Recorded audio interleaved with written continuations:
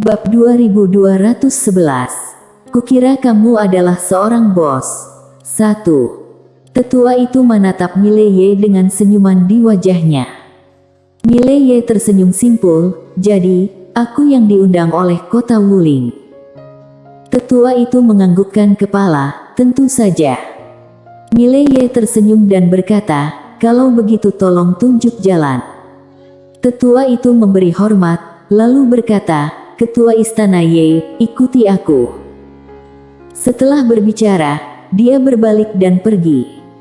Mileye dan petinggi surgawi agung menyusulnya. Di sepanjang jalan, ekspresi petinggi surgawi agung tampak murung, tidak tahu sedang memikirkan apa. Mileye tersenyum dan berkata, kuil jiwa langit pergi mencari aku, kota Wuling pasti akan menyelidiki secara diam-diam. Oleh karena itu, tidak aneh jika mereka mengenal aku. Petinggi surgawi agung menganggukkan kepala, aku tahu tentang hal ini, aku hanya merasa sedikit khawatir. Mileye melihat ke kejauhan, takut mereka akan menyakitiku. Petinggi surgawi agung menganggukkan kepala. Mileye tersenyum dan berkata, pergi lihat-lihat saja. Petinggi surgawi agung menganggukkan kepala. Beberapa saat kemudian, di bawah kepemimpinan tetua itu, Mileye dan petinggi surgawi agung datang ke aula Wuling. Di dalam aula sudah duduk 3 orang. Seorang tetua, seorang lelaki paruh baya, dan seorang wanita yang sangat cantik. Tetua itu mengenakan jubah abu-abu, duduk di kursi dengan mata sedikit tertutup, seolah-olah sedang berpikir keras. Pria paruh baya itu mengenakan jubah tradisional, dengan senyuman simpul di wajahnya, terlihat sangat mudah didekati. Ketika melihat Mileye dan petinggi surgawi agung, dia langsung mengalihkan pandangannya, lalu menganggukkan kepala sambil tersenyum. Dan wanita itu membuat Mileye sedikit terkejut. Wanita itu sangat cantik, terutama rambutnya yang panjang. Warna rambut panjangnya bukan hitam, tapi warna es perak. Ketika melihat Mileye masuk, wanita itu melirik Mileye, matanya tampak dingin dan tidak mengucapkan sepatah kata pun. Pada saat itu, petinggi surgawi agung tiba-tiba mengirimkan transmisi suara dari energi misteri. Tetua itu adalah tetua dari tandus besar di utara, jutaan tahun yang lalu sudah mencapai alam mengetahui nasib. Kekuatannya tak terduga dan pria paruh baya itu adalah Riko, penguasa pintu gerbang ilahi dan dia adalah keturunan Indrawanto. Keturunan kultivator Alka. Mileye melirik Riko dan merasa sedikit terkejut.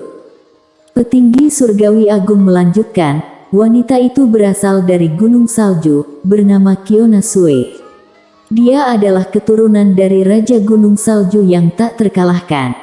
Selain Gabriela Zhang yang aneh, para master teratas kota pemakaman telah tiba. Mileye hendak menanyakan sesuatu, pada saat ini seorang wanita berjalan kemari dari luar pintu. Semua orang menatapi wanita itu mengenakan rok merah api dengan cambuk merah melilit di tangan kanannya. Penampilan wanita itu tidak lebih buruk dari penampilan Kiona Sue. Rambutnya diikat menjadi kepang kecil dan tersebar di belakang kepala, ditambah dengan pakaiannya tampak bukanlah orang yang kalem. Mileye sudah menebak identitas pihak tersebut. Wanita ini mungkin adalah Gabriela Zhang. Setelah Gabriela memasuki aula utama, dia melihat sekeliling dan pada akhirnya matanya tertuju pada Mileye. Kamu adalah Mileye, ketua istana dari kuil jiwa langit. Mileye menganggukkan kepala dan berkata sambil tersenyum, iya. Gabriela berjalan ke arah Mileye, dia menatap Mileye dari atas ke bawah, lalu mengernyit, alam tubuh dewa. Mileye menganggukkan kepala lagi, iya. Gabriela menatap Mileye, bisa menjadi ketua istana dari kuil jiwa langit dengan alam tubuh dewa hanya ada 2 alasan. Pertama, kamu adalah seorang master tersembunyi, tapi aku melihatnya dengan cermat, kamu benar-benar hanya alam tubuh dewa. Setelah mengatakan demikian, dia berjalan menuju kursi yang berada di sampingnya. Mileye merasa sedikit penasaran, bagaimana dengan alasan kedua.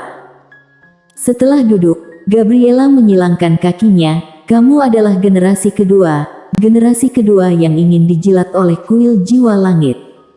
Mileye. Selain itu, Kiona Sue dan Riko melirik Mileye, tetapi mereka tidak berbicara. Sebenarnya, mereka juga sangat penasaran dengan identitas Mileye. Bocah ini hanya di alam tubuh dewa, tetapi dia bisa menjadi ketua istana kuil jiwa langit. Apakah hal ini sesederhana itu? Pada saat ini, Gabriela berkata lagi, "Ketua istana Ye, aku ingin bertanya padamu. Kamu bisa menjawabnya dan juga bisa tidak menjawabnya." Mileye hendak berbicara, Gabriela bertanya langsung, "Kuil jiwa langit tiba-tiba dihancurkan. Tidak hanya beberapa master alam mengetahui nasib yang tumbang, bahkan ketua istana pun musnah. Hal ini ada hubungannya dengan orang yang berada di belakangmu, kan?" Mileye melirik Gabriela. "Sialan. Mengapa orang yang aku temui sekarang memiliki IQ yang begitu tinggi?" Gabriela tersenyum dan berkata, "Aku sudah tahu." Mileye tiba-tiba tertawa. "Mengapa Nona tidak mengira aku yang melakukannya?" Ketika mendengar ini, Riko dan Kiona yang telah menarik pandangan mereka ini kembali menatap Mileye lagi. Bahkan tetua dari tandus besar juga membuka matanya untuk melihat Mileye. Gabriela menatap langsung ke Mileye, "Kamu yang melakukannya." Mileye tertawa terbahak-bahak. Dia berjalan ke sebuah kursi yang tidak jauh dari sana dan duduk, tetapi tidak berbicara. Saat berada di luar, kekuatan sangatlah penting, tetapi saat kekuatan tidak cukup kuat haruslah berpura-pura. Bagaimanapun, berpura-pura agresif itu bukan tindakan ilegal. Gabriela menatap Mileye, tersenyum dan berkata, "Jadi, ketua istana Ye bukan alam tubuh dewa." Mileye menatap Gabriela dan berkata sambil tersenyum, "Nona Gabriela, kamu tidak keberatan kan jika aku memanggilmu seperti itu?" Gabriela Zhang hendak berbicara, tetapi Mileye berkata terlebih dahulu, "Nona Gabriela, sejak bertemu kamu aku sudah tahu bahwa kamu merupakan seorang yang berani. Sebenarnya, aku sangat menyukai kepribadianmu, karena aku juga merupakan orang yang berani. Maksud aku, jika kamu penasaran denganku, kita boleh berkomunikasi secara pribadi. Di sini ada begitu banyak orang, ada banyak hal yang tidak dapat aku katakan, kamu paham, kan?" Gabriela tertegun, lalu tertawa, "Ketua istana Ye, kamu menarik sekali, haha." Pada saat itu, seorang pria paruh baya masuk ke dalam aula. Petinggi surgawi agung yang berada di belakang Mileye berkata, "Brisen Wu, penguasa kota Wuling saat ini." Setelah Brisen Wu memasuki aula, dia melirik semua orang yang hadir di tempat, dan berkata sambil tersenyum, "Aku mengundang kalian ke sini hari ini, seperti yang aku katakan dalam undangan, yaitu kota Wulingku menemukan peninggalan yang ditinggalkan oleh senior Indrawanto. Namun, kota Wulingku ini tidak dapat membuka reruntuhan itu, jadi aku memanggil semua orang untuk datang dan mencari solusi bersama." Gabriela tersenyum dan berkata, "Jika berhasil dibuka, bagaimana cara membaginya?" Bersambung.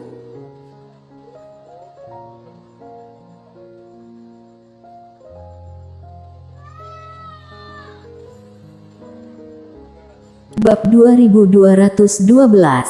Kukira kamu adalah seorang bos. 2. Ketika mendengar ini, semua orang yang berada di dalam aula menatap Brisen Wu.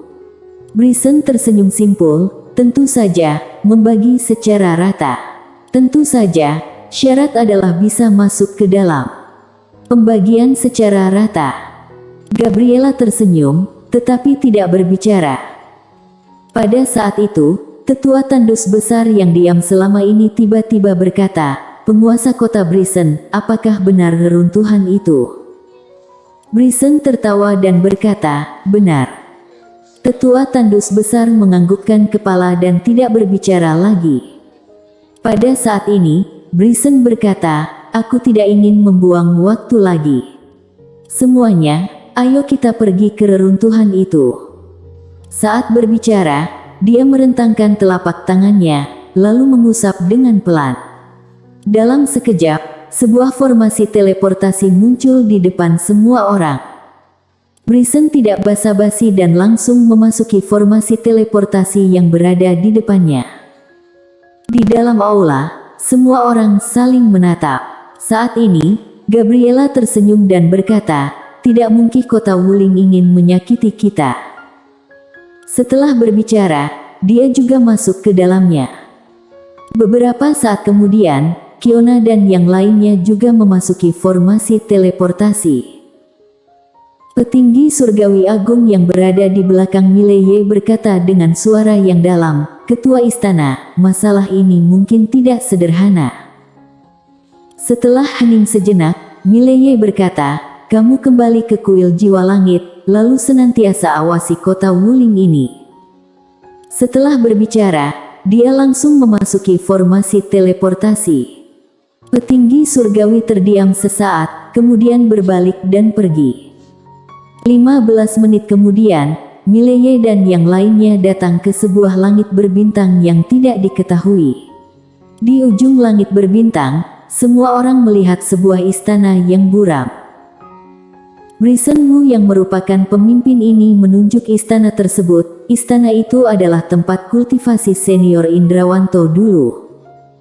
Kiona dan yang lainnya menatap Riko yang berada di samping. Bocah ini merupakan keturunan dari Indrawanto, seharusnya paling akrab dengan relik ini. Riko melihat ke istana tersebut, beberapa saat kemudian, dia menggelengkan kepala, aku tidak yakin, karena setelah leluhur pergi, bahkan di dalam klan kami hanya ada sedikit catatan tentang dia. Kiona berkata, tidak bisa pergi ke sana. Brisen tertawa dan berkata, tidak bisa lewat. Ada 36 ruang waktu misterius yang menghalangi jalan ini. Setiap ruang waktu berbeda, dan beberapa ruang waktu bahkan lebih rumit seperti labirin. Saat berbicara, dia menggelengkan kepala dan tersenyum masam, terlalu sulit. Ruang waktu. Ketika mendengar ini, mata Mileye berbinar. Sialan. Dengan adanya pedang biru gaib dan ruang waktu misterius, ruang waktu apa yang tidak dapat dia tangani? Tentu saja, dia tidak akan sebodoh itu pergi memecahkannya. Pada saat ini, mengungkap pedang biru gaib dan ruang waktu misterius adalah mencari mati. Rendah profil. Berjalan di luar, kekuatan agak lemah harus bersikap rendah hati. Saat ini, Kiona berjalan menuju kejauhan. Dia baru saja berjalan beberapa langkah, ruang waktu di depannya tiba-tiba menjadi ilusi. Dia terus berjalan maju, berjalan sekitar 15 menit, tubuhnya tiba-tiba menjadi buram. Ketika melihat adegan ini, Gabriela dan yang lainnya mengerutkan kening. Pada saat ini, Kiona mundur, wajahnya sedikit pucat, dia melihat ke kejauhan. Ruang waktu ke-26, ruang waktu itu sangat rumit dan sangat kuat. Brisen Wu yang berada di samping juga menganggukkan kepala, kota Wuling kami juga berhenti di ruang waktu 26. Berbicara tentang ini, dia menggelengkan kepala dan tersenyum kecut, walaupun telah memecahkan ruang waktu ke-26, masih ada 10 ruang waktu yang lebih kuat di belakang. Ketika mendengar ini, ekspresi semua orang yang hadir di tempat menjadi serius. Pada saat itu, Tetua Tandus Besar tiba-tiba berkata, penguasa kota Wu mengundang Ketua Istana Ye kemari, pastinya Ketua Istana Ye memiliki keunggulan yang tidak dimiliki orang lain, kan? Ketika mendengar ini, semua orang menatap Mileye. Mileye melirik Tetua Tandus Besar dan tidak berbicara. Brisen Wu menatap Mileye dan berkata sambil tersenyum, ketua istana Ye sungguh luar biasa. Setahu aku, ketua istana Ye mempunyai sebuah pedang. Pedang ini sepertinya bisa menaklukkan ruang waktu, kan? Mile Ye menggelengkan kepala dan tersenyum. Penguasa kota Wu, pedangku memang memiliki efek menaklukkan ruang waktu tertentu, tetapi itu hanya untuk ruang waktu biasa dan di sini adalah ruang waktu ditinggalkan oleh senior Indrawanto. Mana mungkin pedangku bisa memecahkan ruang waktu senior Indrawanto? Brisen tersenyum dan berkata, bagaimana kalau ketua istana Ye mencobanya dulu? Mile Ye berpikir sejenak, lalu menganggukkan kepala. Oke. Setelah berbicara, dia berjalan menuju kejauhan, tetapi dia berhenti sebelum mencapai ruang waktu ke-26. Dia dihentikan oleh ruang waktu 9. Melihat adegan ini, wajah Brisen Wu dan yang lainnya tiba-tiba menjadi murung. Apakah bocah ini benar-benar begitu lemah? Pada saat ini, Mile Ye mundur. Dia berkeringat deras, wajahnya sangat pucat, dan terlihat sangat lemas. Mile Ye melambaikan tangannya berulang kali, terlalu menakutkan. Aku tidak bisa masuk, benar-benar tidak bisa masuk. Ekspresi semua orang terlihat agak jelek. Sialan, awalnya mengira orang ini adalah seorang dewa yang hebat, tetapi sekarang tampaknya orang ini sangat bodoh. Pada saat ini, Kiona menatap Mile, ketua istana Ye tidak bisa masuk, atau tidak mau masuk. Ketika mendengar ini, ekspresi semua orang berubah secara halus lagi. Apakah Mile Ye hanya berpura-pura?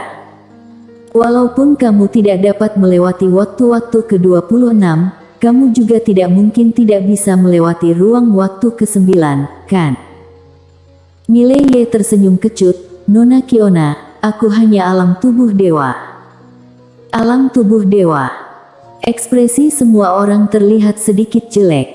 Sialan. Apakah kamu benar-benar hanya alam tubuh dewa? Setelah hening sejenak, Kiona Sue berkata, Tuan Muda Ye, maafkan aku mengatakan dengan spontan, jika kamu benar-benar hanya alam tubuh dewa, mengapa kamu mau datang? Apakah kamu tidak tahu bahwa orang-orang yang hadir di sini setidaknya adalah alam mengetahui nasib, dan merupakan alam mengetahui nasib tanpa kelembapan apapun? Dan kamu hanyalah alam tubuh dewa, apa yang membuat kamu datang ke sini dengan percaya diri? Mile Ye terdiam sesaat, dan berkata, kalian yang mengundangku kemari. Semua orang menatap Brisen Wu. Setelah hening sejenak, Brisen berkata, maaf, Tuan Muda Ye, aku benar-benar tidak tahu bahwa kamu begitu lemah. Aku selalu mengira kamu adalah seorang bos besar. Bersambung.